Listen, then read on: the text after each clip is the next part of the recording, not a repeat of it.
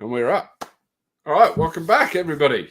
We are into our third episode of this version of the podcast, which is Squad Talks, and probably, I think it's about episode 25 of our overall podcast list.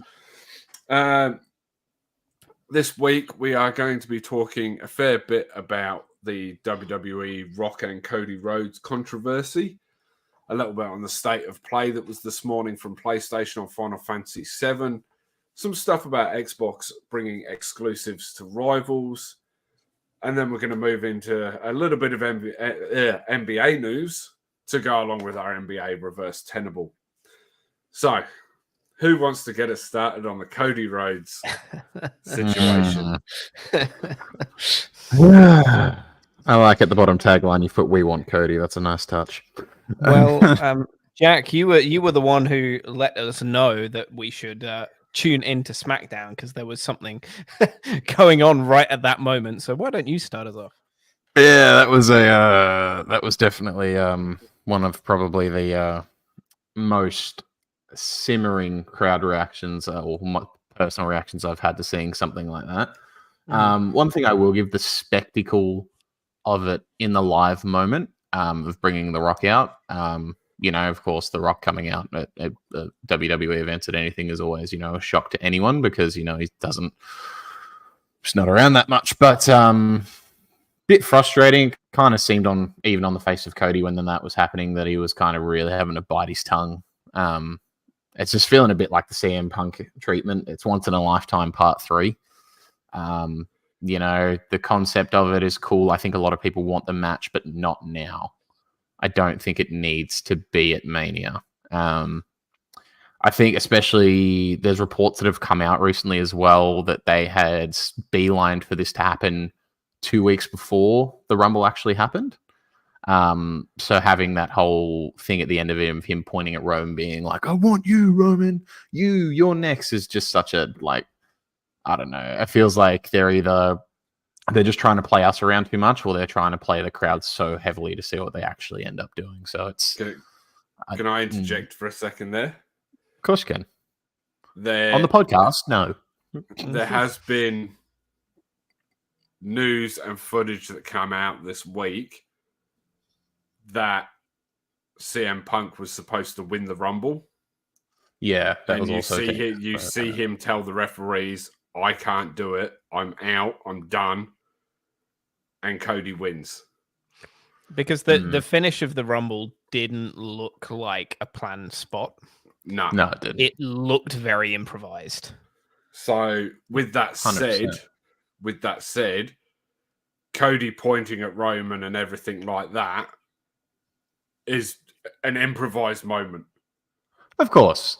Okay, that's understandable. But even in that kind of twist of things, if they saw how much reception came out of it, and then they still turned around and went, "We're still doing The Rock," it's still a bit like, either side you look at it, it's not really intelligent. Whether you want to pin that on Cody for doing that on improvisation, or you want to look at the WWE, this is still not a smart move. No.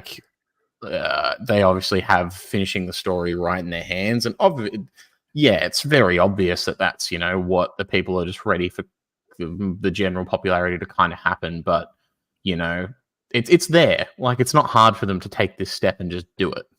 Yeah, I actually wonder if the negativity though is a little bit overplayed. I do think the majority of people would want to see Cody's story sort of finished at WrestleMania, and probably would also like to see Rock versus Roman, but it's not a priority right now.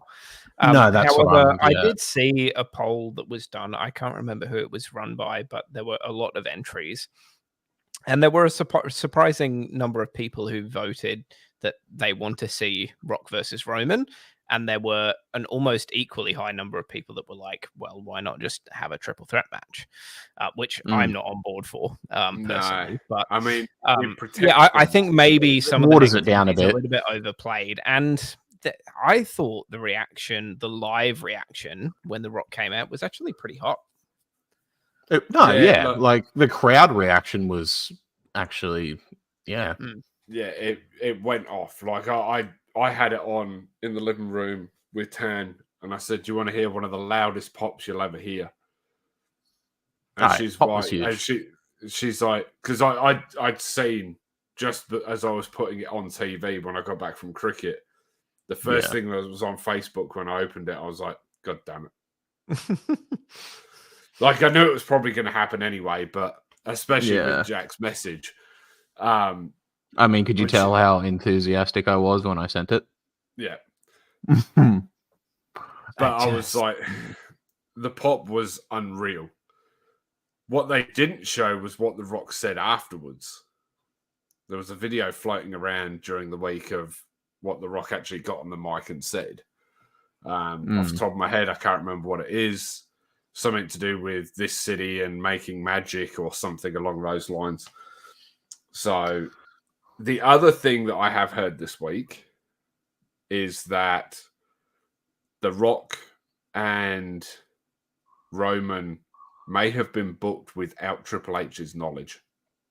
Yeah, TK might have gone over his head. Yeah, possibly. And the rumor is that if there was a power struggle between The Rock and Triple H at the moment, TKO would be backing The Rock. Yeah. Well, it's been reported from PW Insider that The Rock is 100% performing in the ring at WrestleMania, and that one of the obligations to him signing that contract with TKO is that he was going to be, wrestling in a match there. Well, so that's the same kind of thing. There's no scenario where The Rock isn't wrestling Roman Reigns, seems to be. So from obviously what he's going to get the backing. From what I read, it's along those lines. Was that one of the things that he has to do is fill certain obligations, and one of those is getting into the ring at some point. Yeah. And he thought, well, why not do it now? The time's there, the Vince story, everything else like that, blah, blah, blah. Yeah. The time's right. Get it out of the way now while I've got some opening and scheduling. Which gives the only real option of the triple threat if they decide to backpedal and go, we'll give Cody the shot as well. Which, well, one that I heard online this week was Cody versus Roman with The Rock as special guest referee. I'm not sure how I feel about that either. But it would definitely tick all of the boxes. It would tick all the boxes.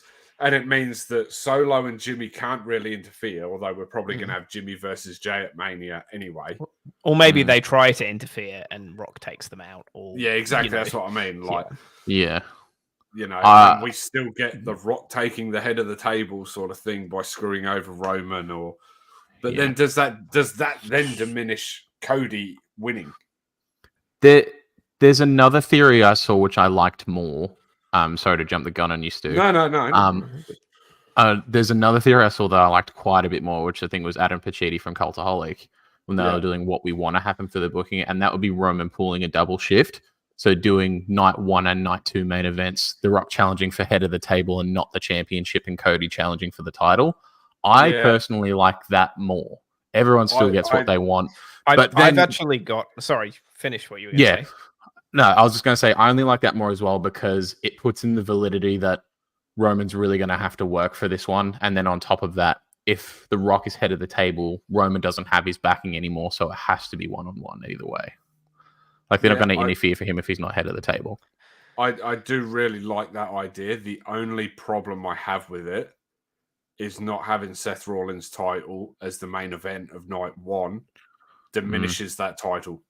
Well, I've got another theory that solves both of those problems, and I'm sure someone else has probably put it out there too, but I haven't read it. It's just something that I thought of in my head, is that they might pull Cody winning the Royal Rumble as a sort of Money in the Bank situation, where they book Rock versus Roman. Roman beats The Rock, and then Cody comes out and says, hang on a minute, I won the Rumble. I get a main event shot. I want my match now.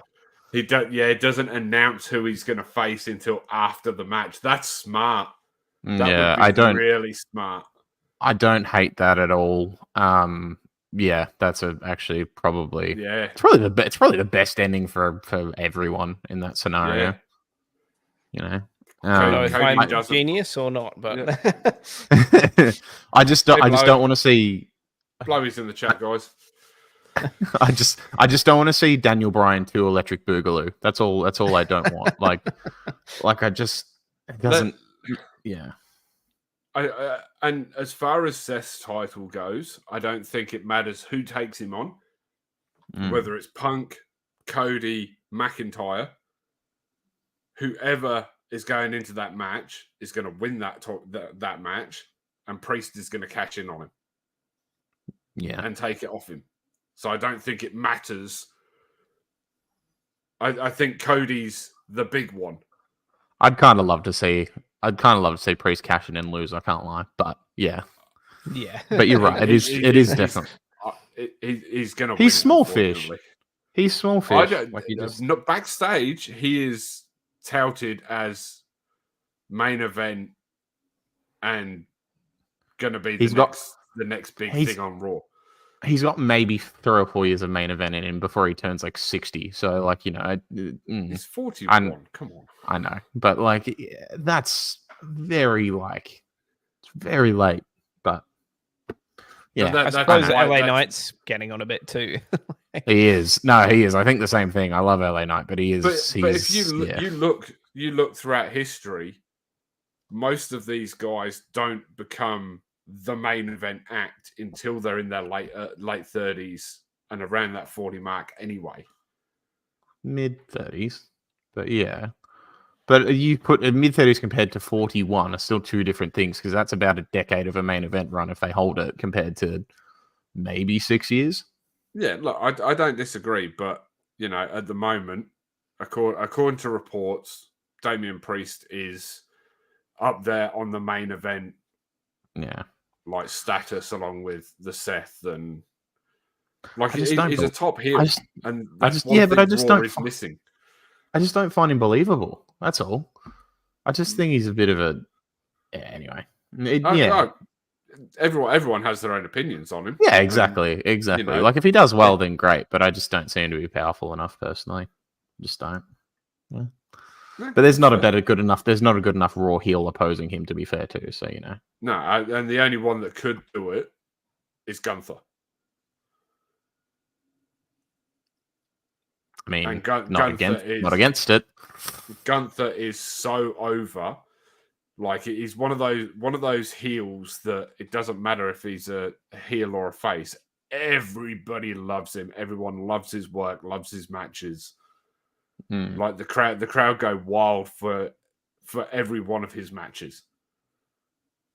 Like, it's just crazy, absolute crazy. So the main point of all of this, though, is we wouldn't even be having this conversation if it weren't for CM Punk injuring himself, and so yet again, CM Punk screws everyone over. But at the same time, like we've said, they needed some. They feel like they've also needed some positive press to take away from the Vince McMahon, Brock Lesnar. Let's not talk about that Triple H interview. Jeez. Right. The press conference after. Yeah. No. We spoke on it last week, didn't we? He like a tiny bit, but he absolutely crapped it. He absolutely crapped the bed. Like he could have. I thought he handled it all right. I don't blame if he turned around and set a statement from the get-go to make everyone feel heard, and then put that pointer out there that we can't answer too much at this time because we're only figuring it out as you are, and then went to focus on it. That's fine. But basically his whole thing was, I want to focus on the positives, not the negatives. And it's like, you can, but the big negative just happened. Like, people are going to ask about it.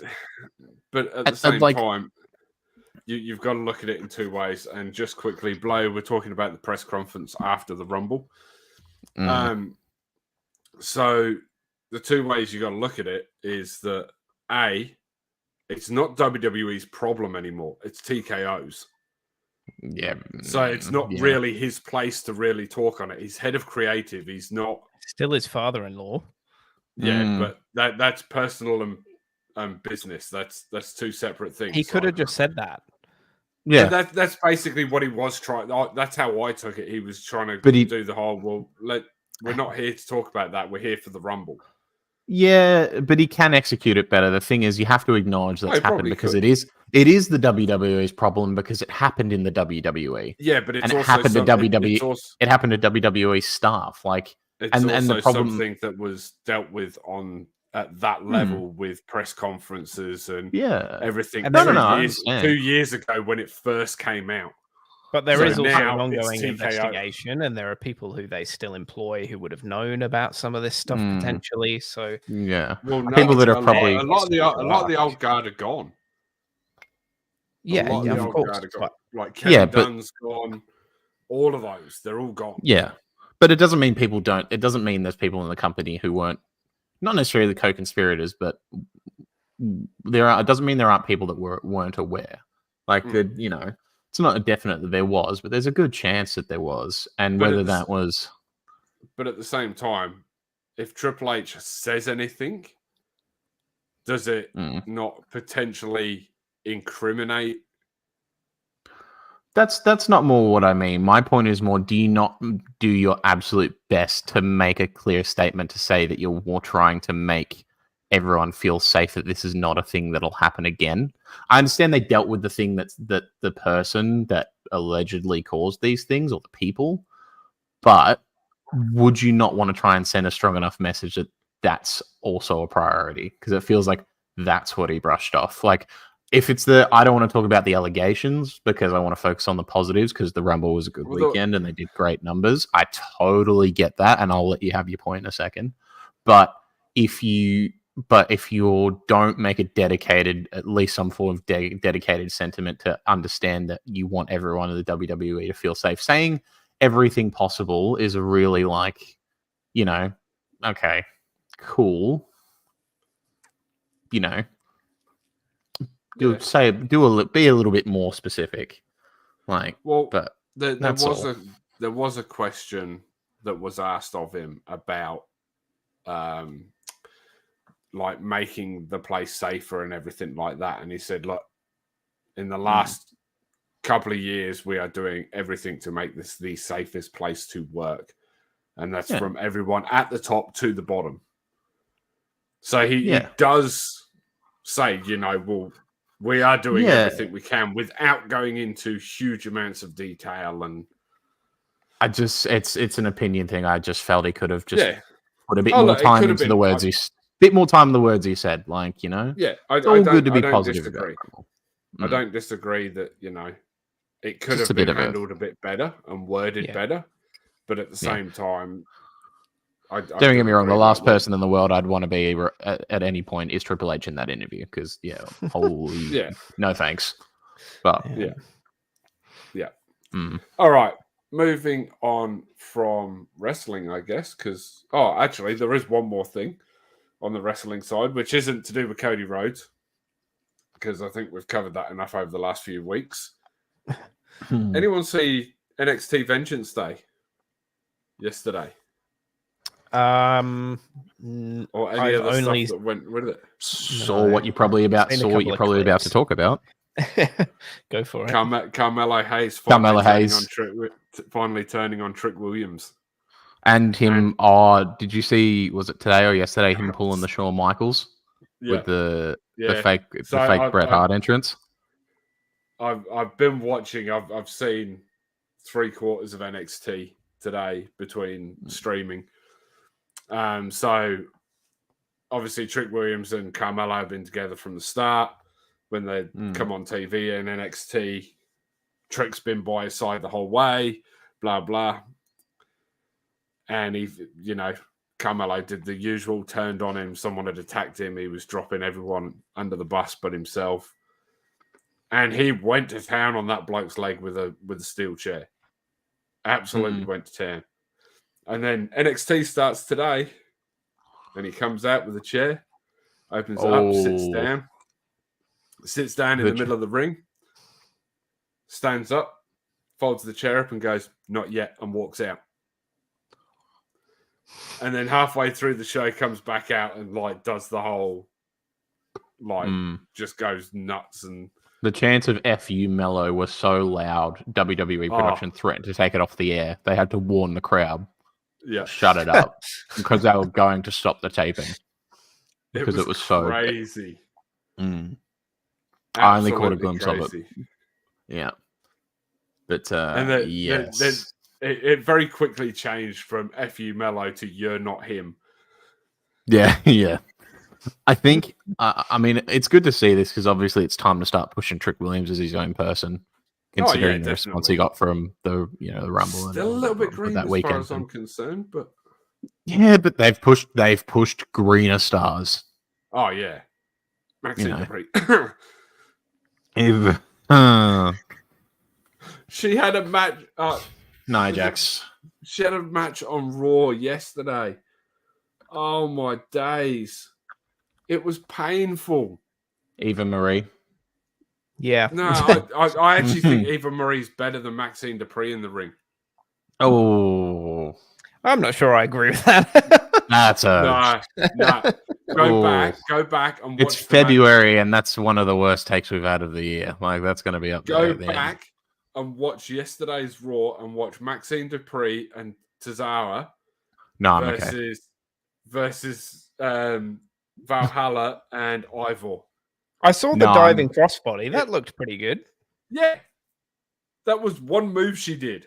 Yeah, I'd say the only one I saw, but I'm so okay with not watching that match. I'm good. Yeah, you know the handspring thing she did in the Rumble.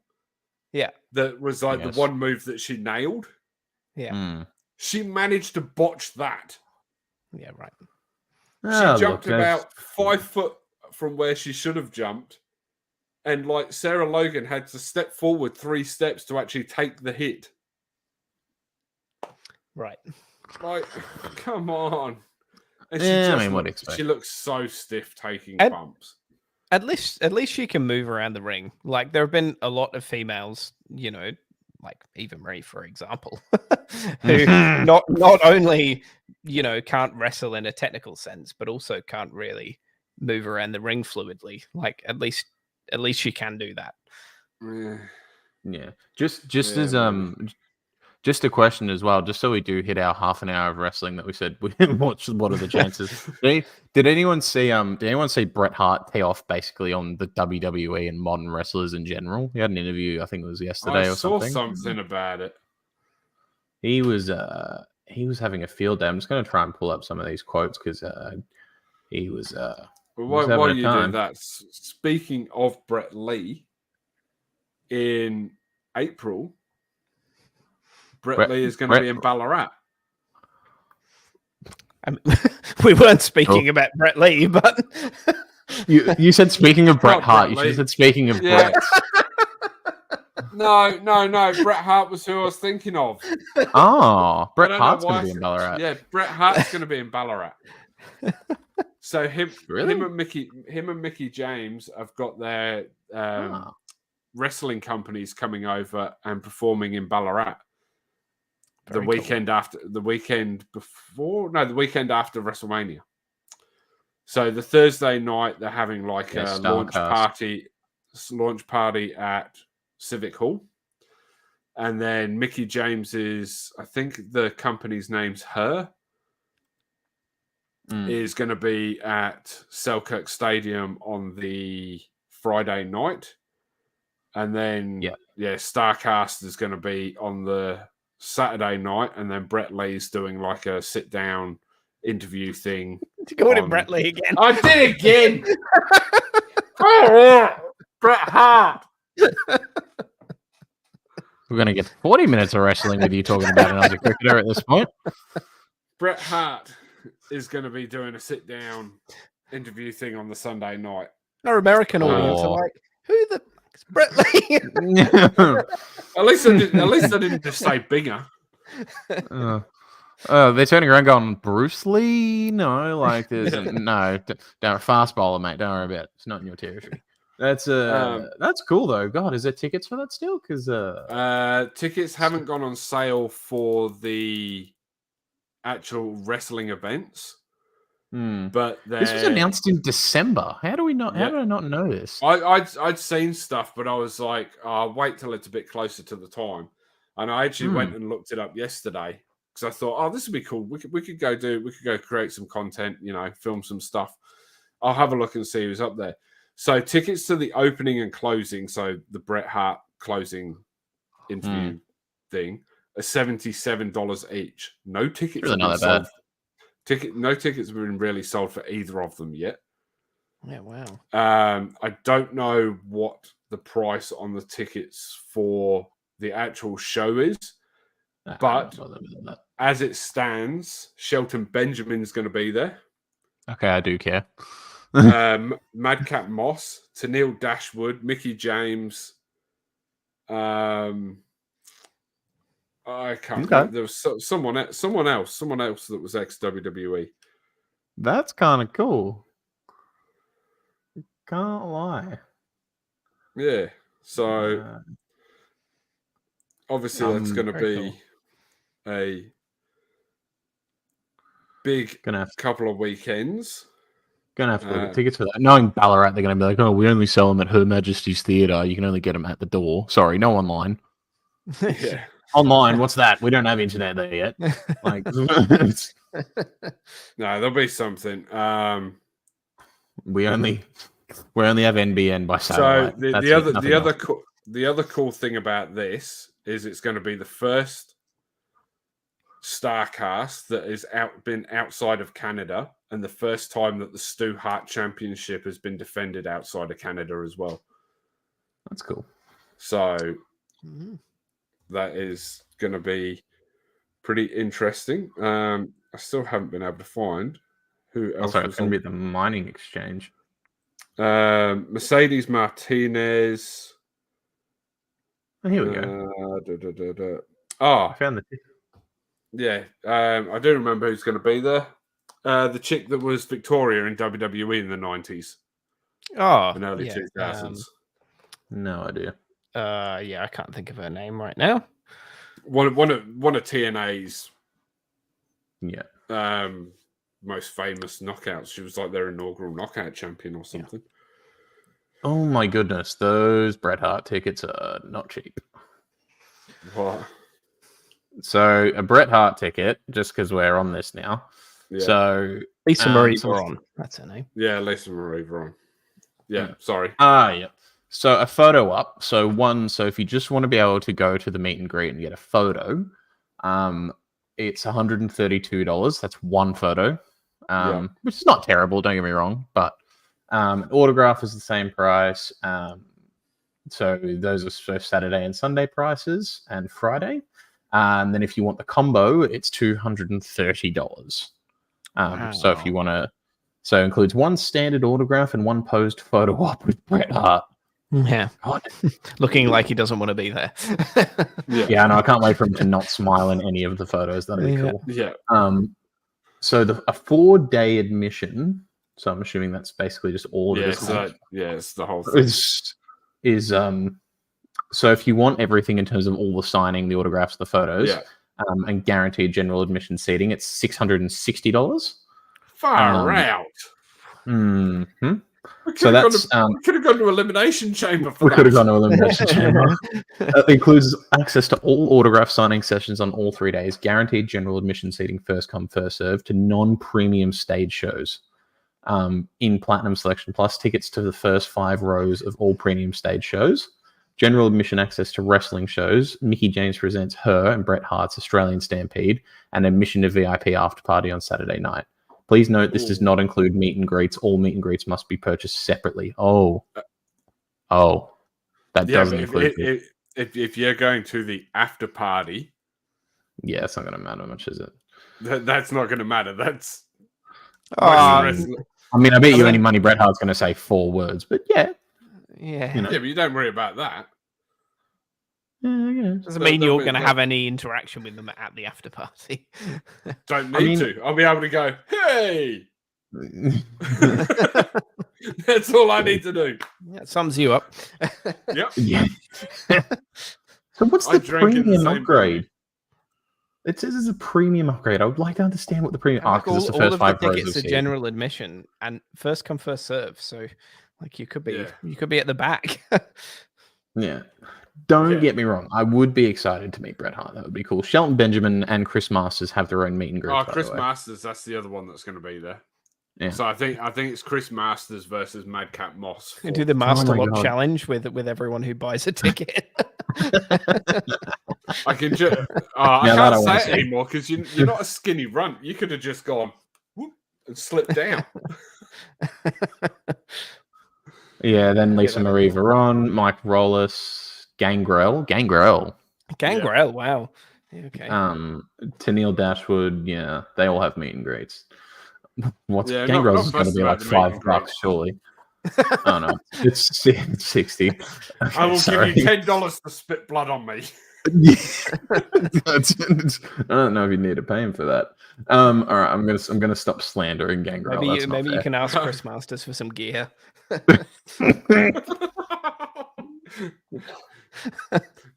just to put it out there, we do not condone that.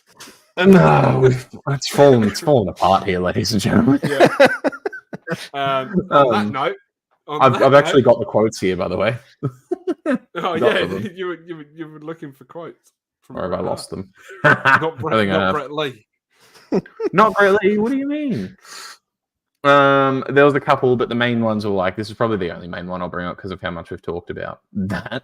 I find a lot of wrestlers today are like, when they land where they land, they realize 30 seconds later that they're in the wrong spot and they all start wiggling their way across the ring to get in the right position. That's a fail. You get an F in My Wrestling Academy when you do stuff like that.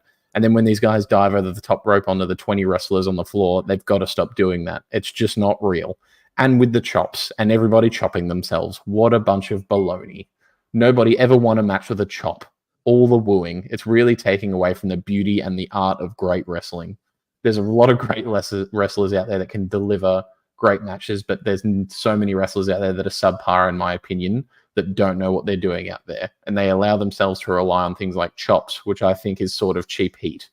You get a reaction, but what's your reaction? You're whipping a crowd across the chest with your hand. Okay, so you're hurting some guy for real, for some stupid reason, and the crowd sort of reacts to it.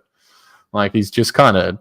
There's a lot of it's just that. He's just taking a dump on, like, modern wrestling, really, because he's like... He doesn't even run his academy anymore. No. There was one about Goldberg as well, and I just don't know if I can find it. Because of course there was. Who's he going to talk about next? Ryback? Yeah. I think he sort of has a point on one thing, the sort of like over saturation of certain moves, and the chop is one of them. Like, the chop used to be something that there were like a couple of guys would do, and it was like their thing. And now it's like everyone does it. And that's the case with, so it's like everyone doing super kicks. Whoa. I lost my cam. Give me a sec. Yeah. You keep going. We still get you saying, so we're good. Yeah, like everyone doing a super kick, for example. That it's like all of the moves that used to be cool because one particular guy or girl did them, that suddenly it's like every wrestler is doing those moves. So I do sort of agree with him on that point. Yeah, in that way, yeah, I mean, for sure. In saying that, though, it's a chop. It's not like it's a DDT or a power bomb, or it gives that effective reality back to wrestling. I feel like it's a chop. It's it's a way for me. It's a way for the wrestlers to show the world and show the audience that these moves do hurt, and it's a way of like marking themselves up to a point where, it's displaying that reality of wrestling and bumping. He should have. Imagine Grayson Waller gave that dude on the staff of the Today Show, Sunrise a chop. It's just been bonk. The other thing it does is by marking themselves up, you are less likely to see where they slap themselves when they do a super kick or any kind of kick. Also that. Because they're already marked all over. It could have just been from that. But if you're every 5 seconds. Eventually, you're going to get marks on yourself from doing it. Look, I think that the chop is probably one that I have less of an issue with. I think but that, I do like, the understand super what you're saying kick with- used to The be super a kick's finishing so move, overplayed. really, and now it's Yeah. like everyone just does it as just another move. The Young Bucks, anybody?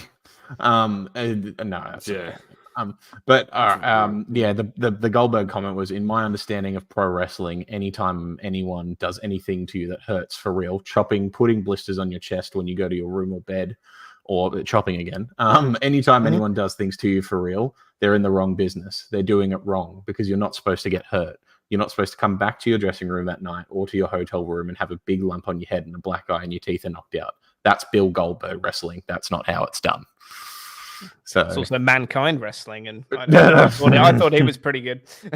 Yeah, and like there are whole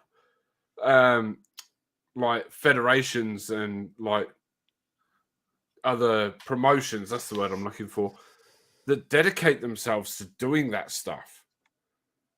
And sometimes those wrestlers are good enough to move up, and people want to see them doing that stuff. Maybe not to that extreme. Yeah. But like when the Dudley Boys came across from ECW, everyone wanted to see them use the tables. Yeah, of course. So, they stuck with that. So you're going to see things like that. Gunther is known for those big, heavy, like stiff chops. Yeah, it's his character. Everyone Makes him look so badass. Yeah, and everyone wants to see him do it, and wrestlers want to be a part of that, and want to have it done to them. So why not? I do also agree. Sorry, go on. You go. No, mine wasn't important. I think the only problem with wrestling going in that direction is that we have very few wrestlers these days who can wrestle technically and as cleanly as someone like Bret Hart could without having to go over the top, because it's just become, it's sort of like a the more everyone does, the more everyone else has to do.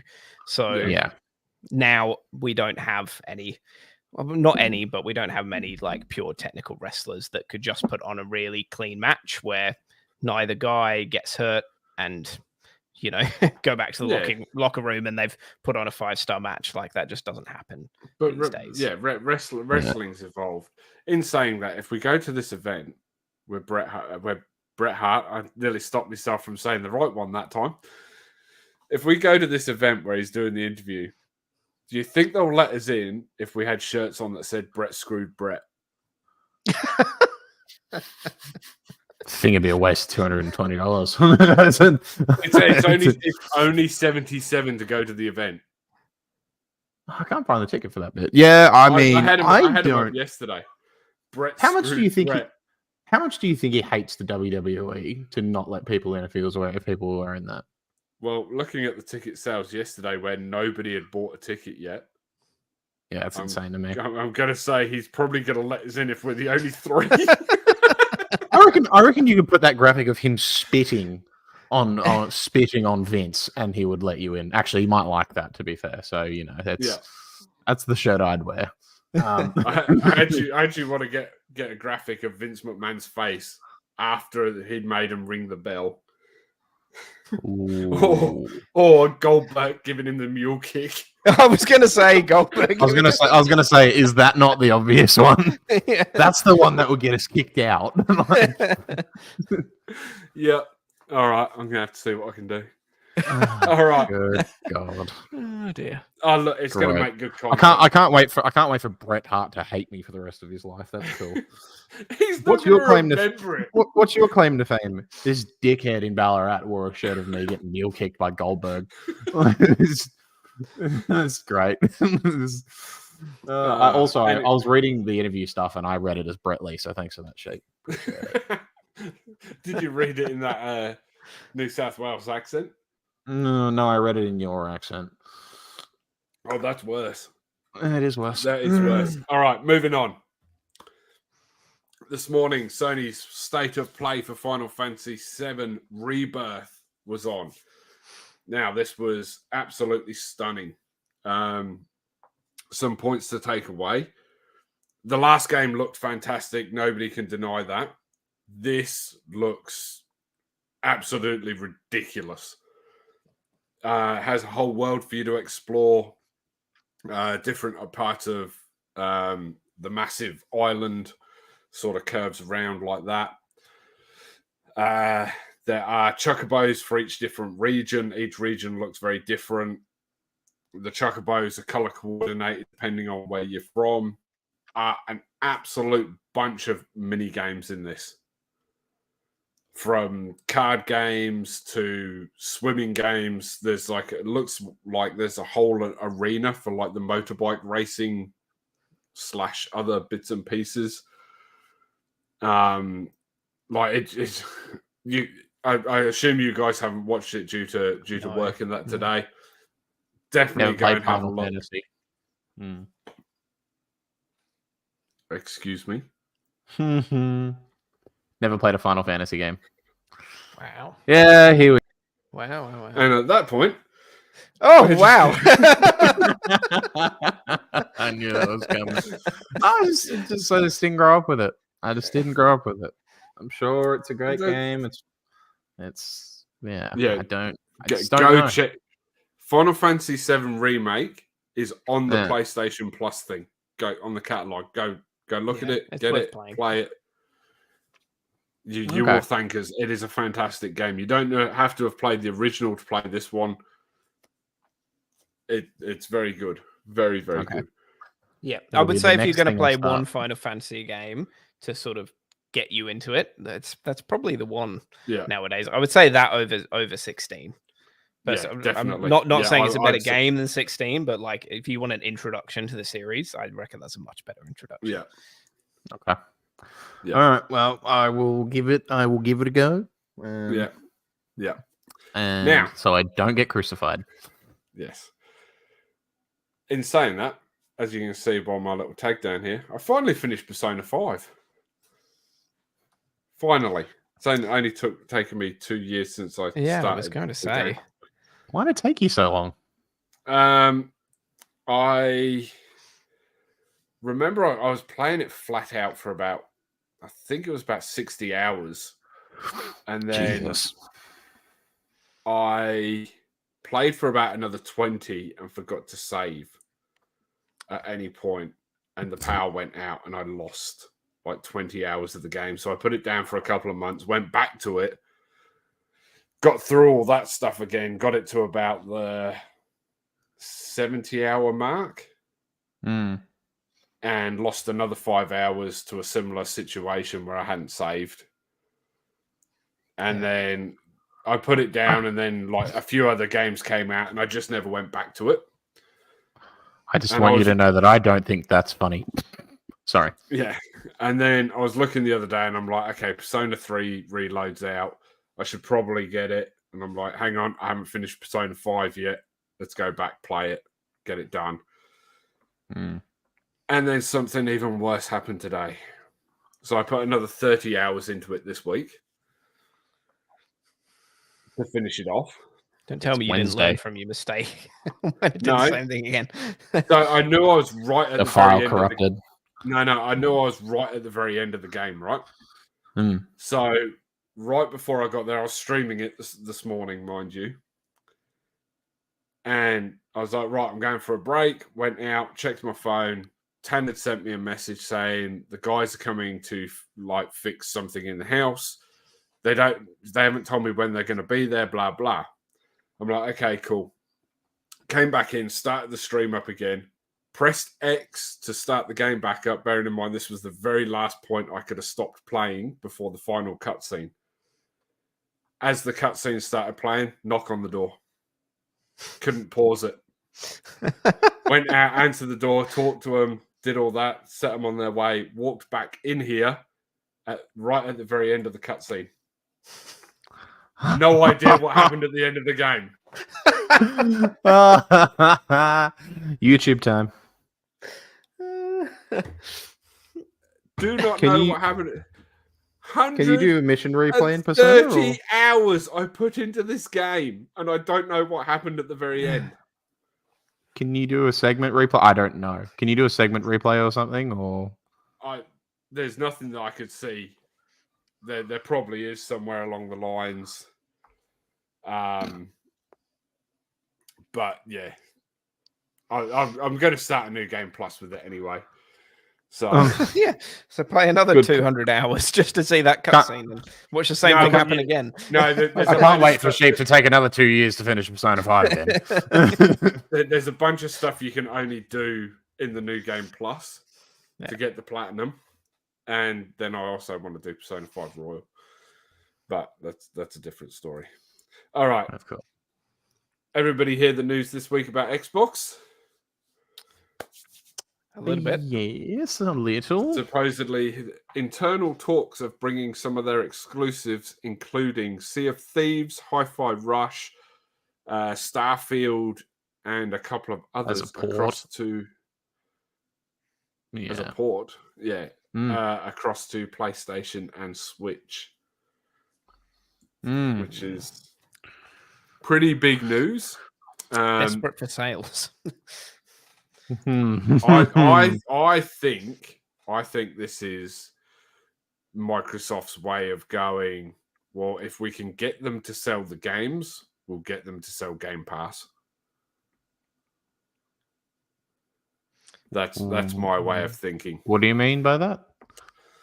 Well, if they can prove to Sony and Nintendo that Microsoft games will sell, they're obviously going to make the money from that, and Sony and Nintendo will make money from it as well.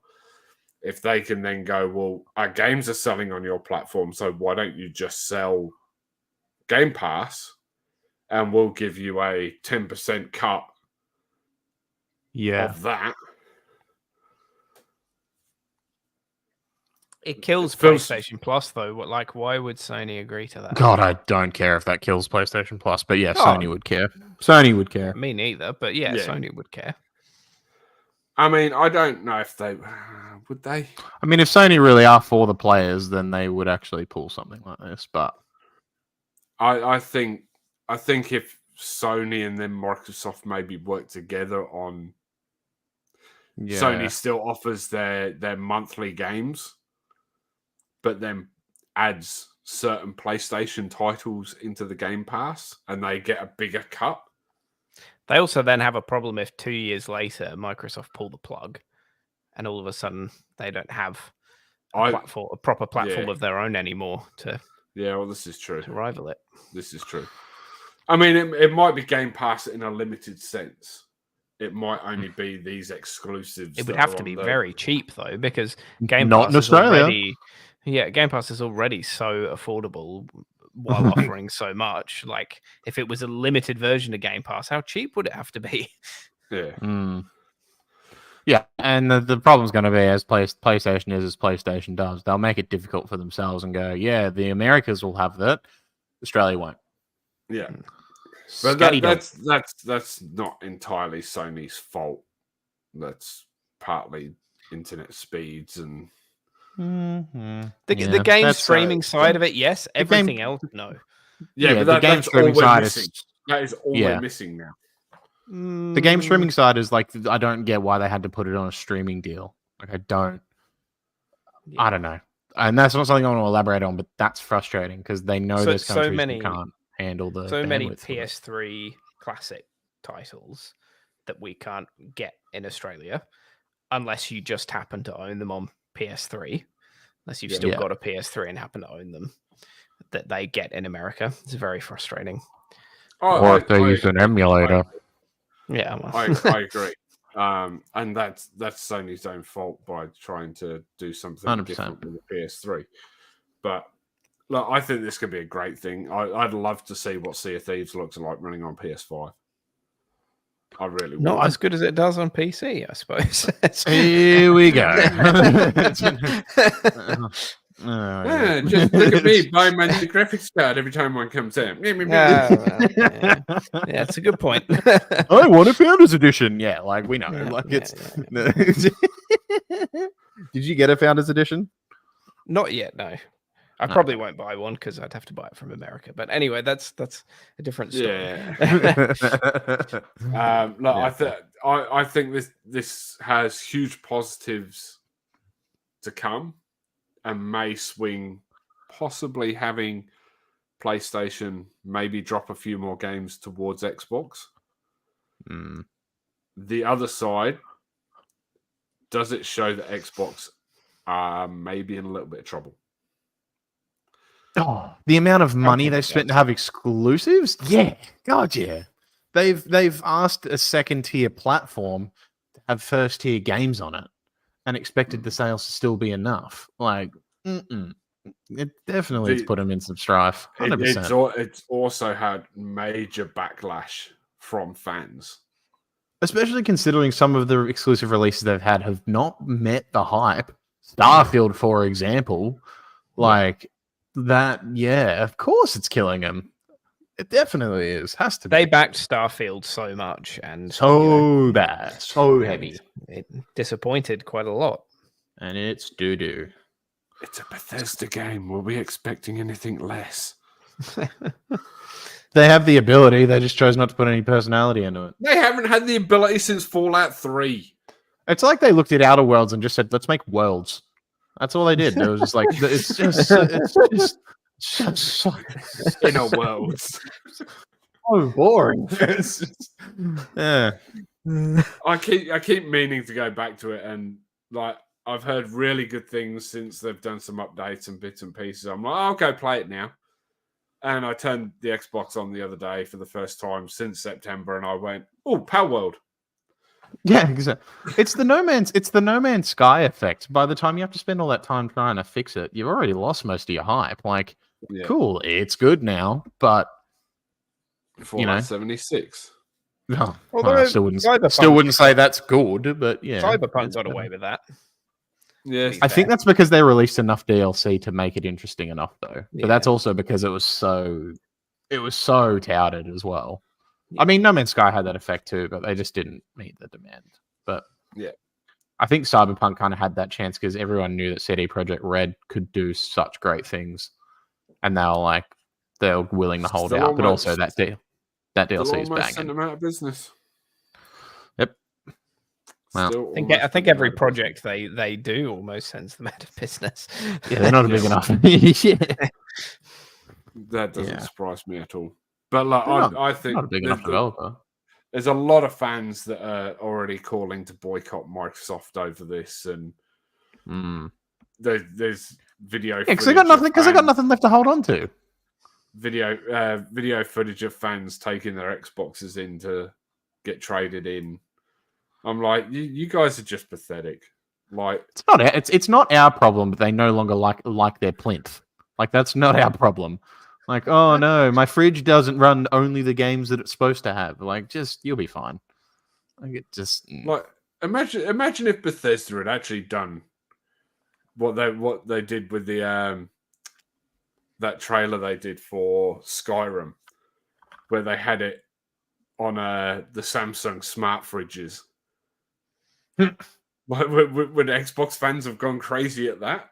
Oh no, my game's now available on Samsung fridge. I'm pretty sure I can actually do that now, by the way, as well. Samsung look at me, I have a Samsung fridge. Ripping into me for wanting to buy a new graphics card. Bloody hell. Oh, look, I can see the inside of my fridge without opening it. You know what I can do? Here's the inside of my fridge. Like, it's funny. Yeah, but can you see the inside of your fridge when you're not at home? Oh, I don't really care about what's in my fridge when I'm not at home. Write personally. a list next time. No, sometimes you go to the shop and you're like, oh crap, do I need milk? Oh yes, I do. So you write a list. A list is $4,500 cheaper than a Samsung smart fridge. The other thing is, I can write the list on my fridge and send it to my phone. Yeah. Look, we've already moved past the wrestling talk, and we didn't mention the New Day. Okay, you don't need to do the unicorn sign. It's a new day. Yes, it is. Oh, man. All right, we should probably move on because we're already at nearly an hour. Yeah. Just stop ripping on my smart fridge, okay? I can't get over. I can't get over. it Can up. you? I can't get over. But can you look inside your fridge when you're not at home? Like, God, I don't care. All right. Seeing as our Reverse Tenable this week is on the NBA, I thought, shut up! It's like the worst flex in history, isn't it? It's just the worst thing. I bought a new watch today. What is it? Casio? Yeah, okay. It's got a calculator on it. So does Hey, my phone. those things were the tits back in the day. No, don't get me wrong. They're still cool, but I wouldn't flex it. I would. I They're know you would. niche. You flexed your fridge. I wasn't flexing the fridge at the time. I only flexed the fridge once you guys started taking the piss out of it. Where's your Founders Edition Samsung Smart Fridge? Is it on order? Is it $3,000 more than the normal one? I don't think they did one. Founders editions are cheaper. No, it won't be for Samsung. Yeah. Anyway, so with our NBA Reverse Tenable this week, is he still laughing? No. I thought we would talk just very briefly on some NBA news, and that is the favorite to have won this year's MVP set to miss out on actually winning it. What? I wouldn't say favorite this year. Jokic is probably the favorite. Nah, but he's top 2. Dude, NBA's MVP ladder literally has Jokic at 1. It has for the last 8 weeks. That is the official stat ranking for MVP, and they've had Jokic number 1. Like Embiid has been unreal. Embiid's stats are better. Yeah, no, don't get it twisted. He's had an unreal season, especially with Tyrese Maxey doing what James Harden couldn't. Yeah. But can we just touch on that for a second?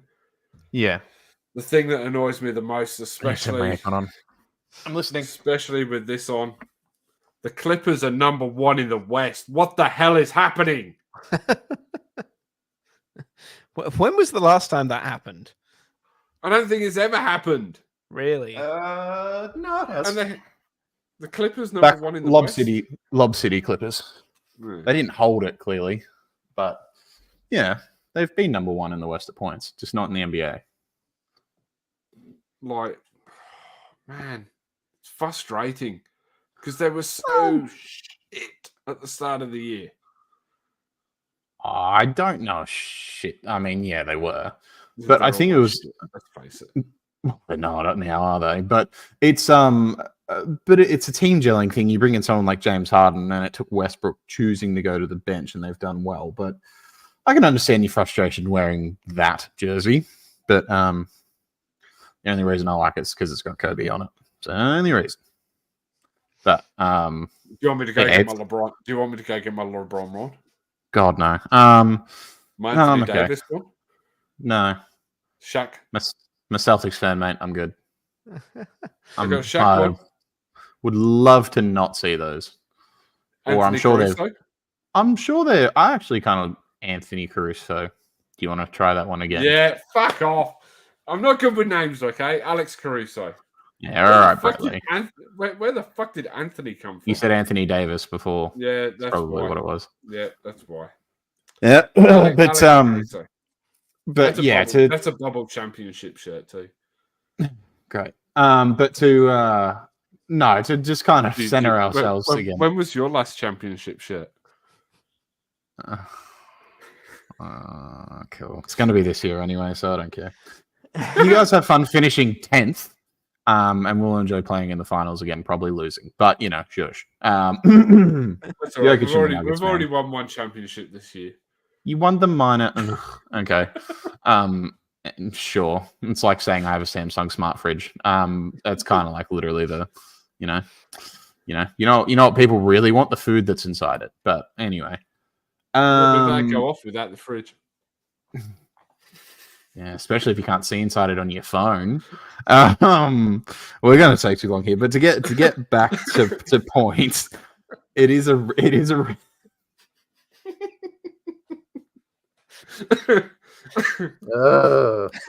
It is a big shame that big players are starting to miss out on these awards due to the game restrictions. Yeah.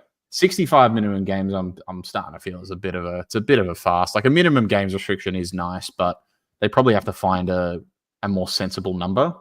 Like big stars this year, like Embiid, Tyrese Halliburton, Jimmy Butler, like players like those probably have big chances on missing out on all NBA awards at the end of the year. Kawhi Leonard, if he decides to load manage like he normally does, a lot of those players are going to miss out on things where they probably still deserve to be honored or mentioned. And I think it's a pretty reasonable number. I think 60's a reasonable number. Like, I think that's they've given, like Dennis Rodman's rebounding award, I think it was 90 something. Like, he only played 40 games, but he got the minimum required number of rebounds to count as a part of the average. But his rebound average was so much higher because he played less games. Like, it's cool, and he deserved that for doing well. Like, I just think if you just took a few more games off that, I think it probably hits an even middle where, because Embiid hasn't really been able to control the injuries he's had. It hasn't been load management, but he's been incredible when he's on the court. If you take more games off that gives more players opportunity to load manage. Yeah, but I'm only talking 5 games, or even 2 or 3. It's a week. Week and a bit, 2 weeks. Yeah. It's not really going to do that much. I just these stats averages. Yeah. Yeah. Okay. Yeah. So, maybe they don't have to change it, but I feel like there should be some revision in how things are handled. Like, imagine Kevin Durant played 64 games and was the best player in the entire league for those 64 games, and it wasn't even close, right? But he misses out by 1 game. You're really going to say he doesn't deserve the MVP? But that could happen if you moved it to 60 and he only plays 59. Yeah, I get that, but the likelihood of that happening is way less. That's all I'm saying. I'm not saying it has to be 60. I'm saying a revision wouldn't hurt, because Embiid is on a tear this season. And even though he's probably going to get knocked out in the first round because he's who he is and he doesn't go on deep into the playoffs ever, it, bit like Lamar Jackson, but it's, it just, I don't know. It's a bit frustrating, but especially people like Tyrese Halliburton, who might lose I'm not going to cry. I'm not going to cry over him losing $50 million when he's going to make 200, but that's a big bonus to lose because he hasn't been able to help injuries. Like, if he misses it by 1 game and a team decides to turn around and go, nah, screw you, because he doesn't get all NBA by 1 game, it just feels real stiff. Yeah, but that's sport. Yeah, that's sport, but it's also... Unfortunately, this is the way that American sport goes. When basically it's not the franchises as such that are paying you, it's the corporation, it's the league that are paying your wages. Yeah, essentially. There's always going to be a fine line in that sort of sense. Well, it's the league not really ever paying unless it's sponsorship deals. The actual brunt of the money is going to come from the teams. Literally in the CBA, they've announced 95% of the contract is from the teams and the owners. It's 5% the NBA helps with, and that's only with work that's done by players for the association in terms of outer dwellings of actual basketball games. Yeah, but that's the CBA, isn't it? Not the NBA. No, the CBA is not a basketball league. It's the governing body of contracts and the tax bracket they fit into and all the money dealings. I thought when you said CBA, it was the Canadian. Chinese basketball. No, I was thinking Canadian. I can't remember what it actually stands for. The Central Collective Bargaining Agreement, which is between the National Basketball Players Association and the NBA itself. Yeah. So yeah, no, it's not the Canadian Basketball Association. It's the actual. It's the bargaining agreement that's made between the players and the league. Yeah. So where they do receive partials for TV deals and things like that, but a lot of that goes into salary that's paid by the teams. So. But yeah, I don't know. It's a bit of a shame to watch things like that happen. Either way, I'm kind of sick of watching either Embiid or Jokic win another MVP. Like they are by. No, I was just going to say, especially like, you know, I think one thing that probably needs to be brought in is maybe a like best and fairest style situation where if you get ejected more than X amount of times, then you become unavailable for selection. What, you want them to Brownlow the MVP award?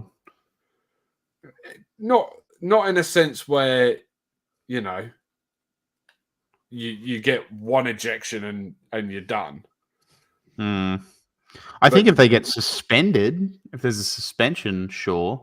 But then again, suspensions would fit into it that they would give you a long enough suspension that you don't qualify. So yeah, like Ja Morant before he got injured. But you know, should the most valuable player be someone that's been ejected 6 times in a season? But it's not a best and fairest award. It's a most valuable player. And if you're still the most valuable player, despite, you know, whatever you've done, you're still the most valuable.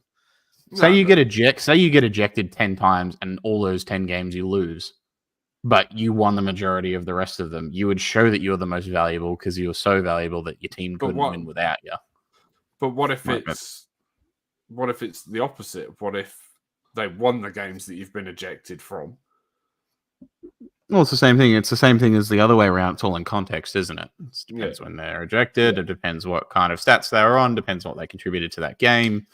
But more the point of coming at that is that it isn't along the same lines. I'd agree with, say, if people got suspended, if it was for violating a drug policy, if it was for something outside of the sport, if it was something in the sport, if there's a suspension, I would totally understand and agree with them being like, nope, you've been suspended. You can't, you know, I mean, Draymond Green's never going to be eligible for the award ever if that happens, but it's not like he was going to come close anyway. Should never be available for that award, regardless with what he's done. This year alone. Oh, yeah. God, yeah. Disgrace of a player. Punch your teammate in the face, anyone? Yeah. You know, for a bit of teammate punching. But yeah, it's Lee Bowie, anyone? I'd like to see them look at the rule set again and see what conditions can be made. But either way, Joel Embiid's out of this because he's probably out for the rest of the regular season. So you know. Well, they've said 4 weeks and going to reassess at that. So from what I was reading earlier. It was a tear. He tore something. Yeah. Yeah, right. But he's going to have surgery. He already did. Yeah. Well, yeah. He had it yesterday. So, moving on to our reverse tenable. I have a message here from Blowy in the comments. There's 2 messages here in the comments, actually. He's just put a new one up. Jack, we didn't become mates from punching on at training. No, Jack, didn't we become mates from punching on training? Yes, but neither of us knocked each other's spark out. So it's a bit different, but yeah. But neither of us were going to win the MVP either. So, you know. And his reverse 10 was top 10 worst career percentage field goal players. Oh, I would have liked to have seen that. Mm. I don't know if I would have gotten that, but Div's gone last? I reckon I'm probably going to go first because I have a feeling me and Jack may have had very similar, which gives him the opportunity to go to the other one that he made. I don't think we have the same one. Okay. So I don't think I'm going to do very well at this, by the way. Yeah, it might be me getting 2. It might be me getting 2 out of 3 here, Stu. Sorry. Yeah. So for context, I've got 11 names in mind. And one of these names does fit. I will tell you, no, because it gives it away. Yeah, no, that's fine. Do that I will put it in the chat with an asterisk, but I won't read the name out. Yeah.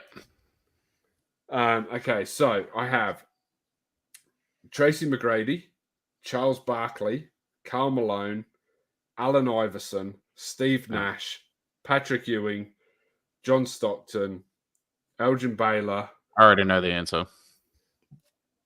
Yeah. Keep going. Is there much point in me reading the fucking rest out? No, keep Dominic going. I already know Wilkins, Reggie Miller. Oh, actually, it might not be. Oh, no, it might be. Any ideas? Players who led the league in scoring but didn't win a championship the same year. No. Player. I almost thought it was going to be MVPs, but then you said Reggie Miller and Elgin Baylor, so they didn't win one. No. Players who all... Oh, is it players who all got into the finals their first season and then never went back? Nope. No. Charles Barkley got there. Was that Eastern Conference Finals? Steve Nash would have been in more than one, wouldn't he? Did you put the... Oh, I'll put this list in the general chat, so... I'm worried as it now. should. I'm actually worried that I may have made a mistake here. Vince Carter is the technical one that is added in. Well, it ain't slam dunk contest champions with John Stockton in that list. They all came second in MVP voting. No. Way up. Because I know some of them have won. Like I know Nash, Iverson, I believe Malone and Barkley did too, or one, but they didn't come. They might have come second.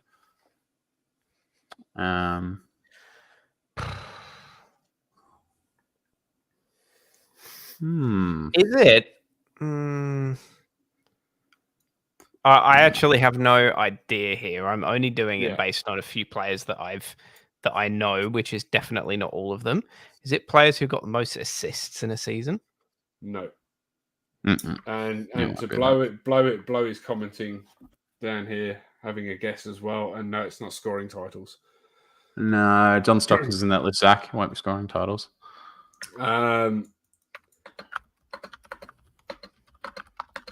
It's something and something. So it's not just one thing. Right. If that makes sense. So I thought it was all players who made the NBA Finals but never won a championship. Yeah, it's almost along those lines. You probably got half of that right. It's not players who won the Finals MVP on the losing team because only like a few people have done that. All average doubles while losing the finals. No. Jeez. Was the highest scorer out of either team while losing the finals? Nope. Is the finals part the second bit or the first bit? Give us that. I thought I'd have less of a struggle. Bit. No, it's just the way I've got it worded on here. So I was just making sure that it was I didn't think I'd struggle with this as much. I didn't think either. I didn't think any of you would struggle with this one. Miller, Wilkins, Baylor, Stockton. Do you want me to give you a clue or the answer?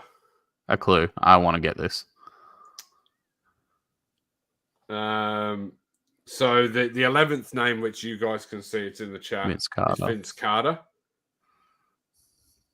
The reason I put him on there, and I had to do a bit more research into it, because I didn't think he qualified for it, but he qualifies for it this year. This year. Players to have the longest career without winning a title? Close. Oh, come on. Like, so close. Players who have played in the Oh no. Players who have placed for the most amount of teams without winning a championship. No. Again, very close. Uh, I think Blowy's just got it. all Hall of Famers that haven't won a championship. Right. Yeah. Hall of Famers that haven't won a championship. Yeah. Vince Carter, I put him on the list. He's first. He makes it. He gets it this year. He gets it this year. He does. Well, I guess that's technically to Zach. It's not even here in the podcast. He gets an off. Yeah. He gets an off-screen win. Gets an Does that off-screen count? win.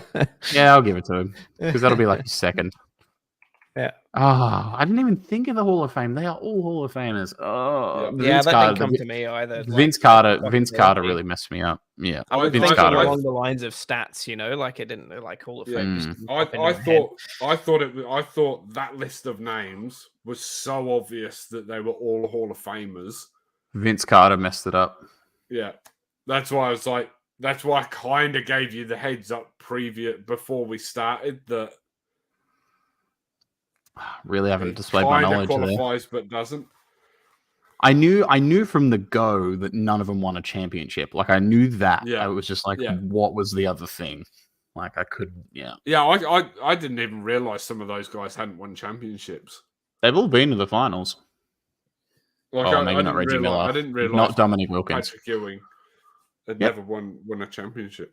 95, 96 finals did not win. Was about 5 seconds away, except for John Starks breaking like 14 threes. But anyway. Yeah. All right, who's going next? I'll go next, I guess. All right. Now, I think, firstly, these are in no particular order. And I actually don't know whether this will be a really easy or a really hard one. But it did take me a long time to find when I had the idea for it. So I'm hoping it's going to be hard. All right. The names are Joe Johnson, Paul Pierce, Kevin Garnett, Michael Jordan, Vince Carter, Gilbert Arenas, Dwayne Wade, LeBron James, Kobe Bryant, and Andre Iguodala. Ooh. Can you put that list in there? Yeah, there it is. It's there. Yep. Are they?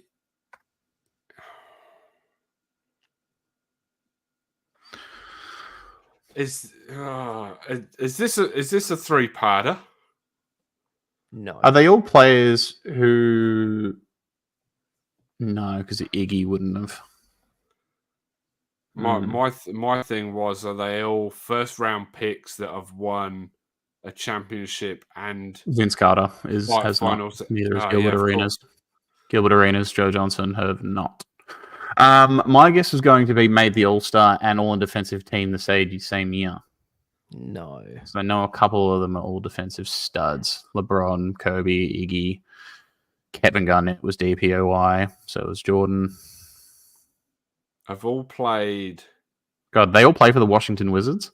Oh, it might. No. No, it's not that. But a fair few of them have. No, it won't be that, Zach, because a few of them didn't even make the finals. This one's got me stumped. God, it's almost have all played for the Brooklyn Nets as well, but a couple have not, obviously. But are they all? No. Oh, go on then, cheap. Did they all get drafted straight out of high school? No. Damn. Oh. Do you want a clue? I thought you might have had that. Yeah. Because that's a really good guess. Yeah, I want a clue. It is stat related.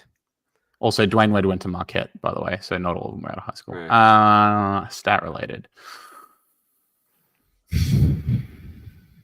Have all averaged over 1.5 blocks. Nope. It's not a defensive stat, is it? It's not going to be. Joe Johnson, Wade, James, Bryant, Iguodala. Is it? They've all won the assist leading title in a season. No. I can tell you it's not that. They haven't all won scoring titles. Iguodala ruins that for everyone else because otherwise it could have been that. Yeah, it's not that. Blowies is all average over 25 points in their career. Nope.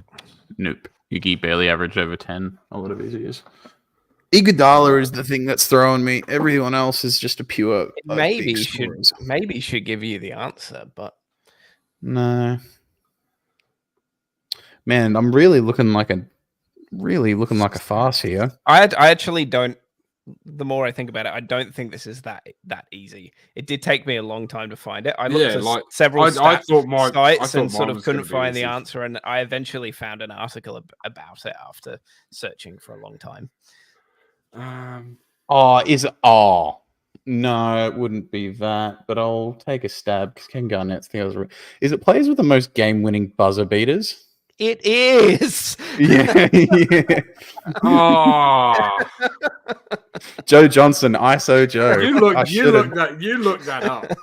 No, I didn't. I was looking at Joe Johnson's record for buzzer beaters, and then I was looking at people with game winners, and the list was it wasn't the same, but I knew it was where my head was. It's actually, I'll give it to you anyway, but it's very close. It is game-winning shots. Yeah. So, number one was Michael Jordan with 9. Yeah. I forgot that Joe Johnson, I think, has the record for most buzzer beaters in general, like not just game winners. Yeah. Man has a lot of buzzer beaters. Joe Johnson had 8 game-winning shots.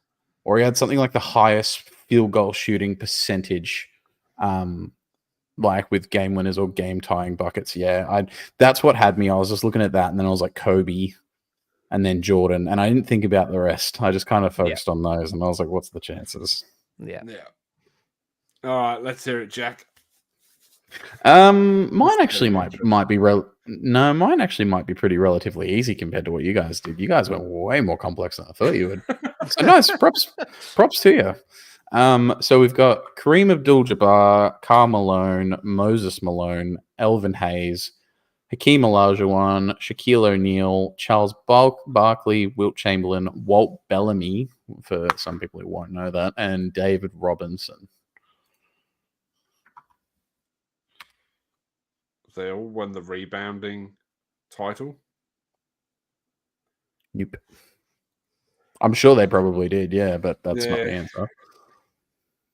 Well, no, Karl Malone did. No, Kareem did. No, Shaq did. No, Olajuwon did. I'm not sure about Barkley. Chamberlain. Yeah, he would have. Probably would have. Yeah. Average over a block in a season. No, it's not that, but nice guess. Doesn't have anything to do with it, but it's a nice guess. They're all people of color. No, that doesn't work either.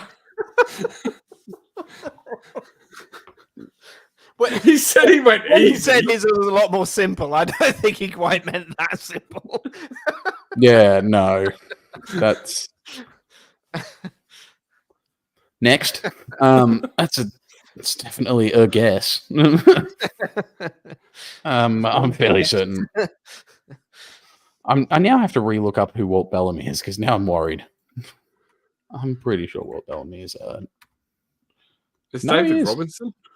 Technically, the Admiral. I've never seen. I know of David Robinson is African American. Yes, I've just never actually seen Spurs center, one of the greatest of all time, won MVP. Yeah, I know of him. I just don't think I've ever seen a picture of him. Is what I'm saying. Fair enough.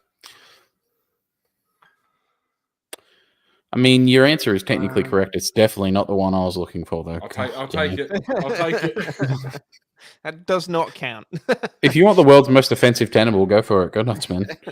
You are over there. It's Black History Month. Stu, you got a guess? Wish they'd pick a longer month, but yeah. Yeah, well.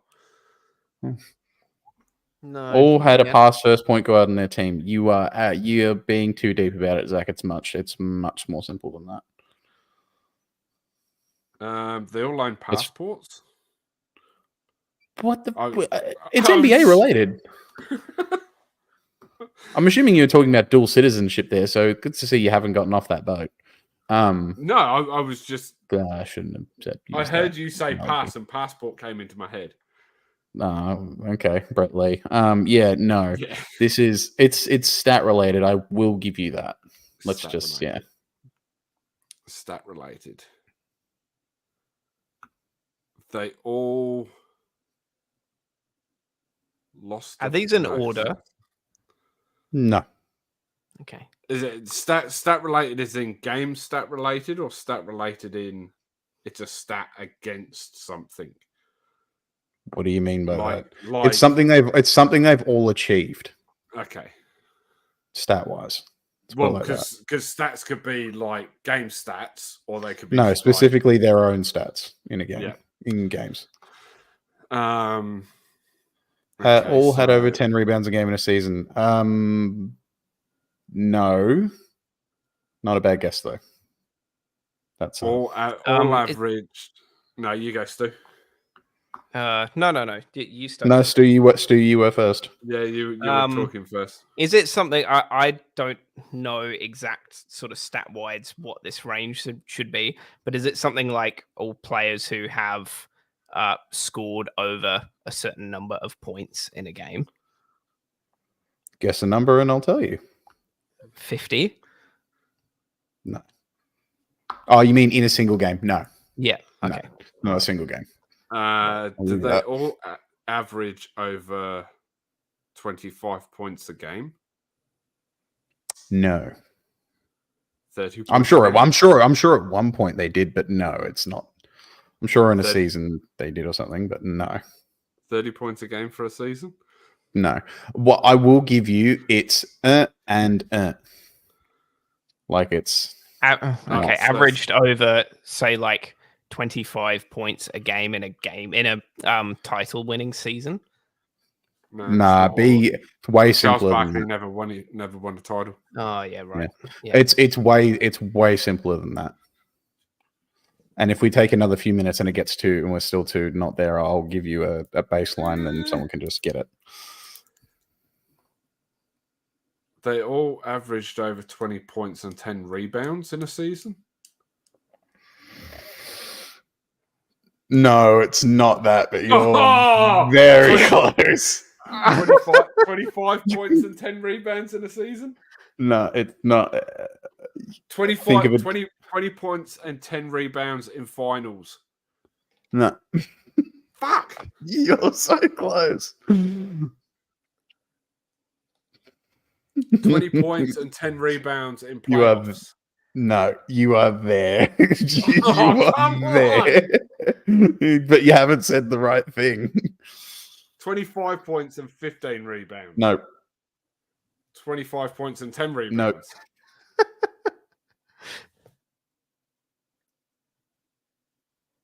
You're gonna if Stu pulls that after what you've done, 30 points and 10 rebounds in a season. No. 10 rebounds and 5 blocks in a season. Colder or warmer? Colder. Did he say 20 points and 5 rebounds? Yeah, he did. It's not. Okay. No, well, if 10, well, yeah, no. He said 20 points and 10 rebounds a lot. Yeah. Yeah. He did. Yeah, but I also said it in different situations. Finals, playoffs, season. Yep. What am I missing? What are you missing? What am I missing? Oh. Korea. Yes. Fuck's sake. Players who averaged over 20 points and 10 rebounds throughout their whole career. Their career average. I literally just went, oh. You just gave me the answer. You listed every other format. And you... Do you know how many times in 3 weeks that we've been doing Reverse Tenable? I think that's the second or third. That's the second or third time you've done that. Oh my god! Maybe you should think about your answers before you start. Don't be so vocal about the fact you figured it out. I have to be vocal about these things.